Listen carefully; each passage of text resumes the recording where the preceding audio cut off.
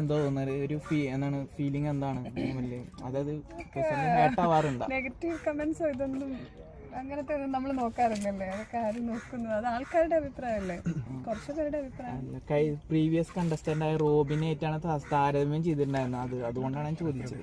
അപ്പൊ ആ രീതിയിലൊക്കെ ഉള്ള നെഗറ്റീവ്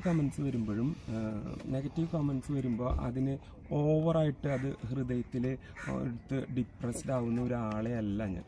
കുറച്ച് ആ കാര്യത്തിൽ കുറച്ച് കമ്പോസ്ഡ് ആയിട്ടുള്ള ആളാണ്. അപ്പോൾ പിന്നെ നെഗറ്റീവ് കമൻസ് വരുമ്പോഴേക്കും അങ്ങനെ വാടി തളർന്നു പോകുന്ന ഒരാൾ അല്ല അത്.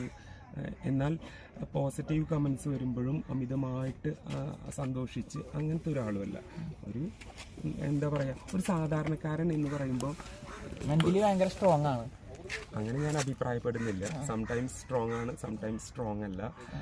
എന്നാലും രണ്ടും ഹാൻഡിൽ ചെയ്യാൻ പറ്റുമെന്ന് ഞാൻ വിചാരിക്കുന്നു. ഇന്നലെ നൂറയുടെ ബർത്ത്ഡേ ആയിരുന്നു. വിശേഷം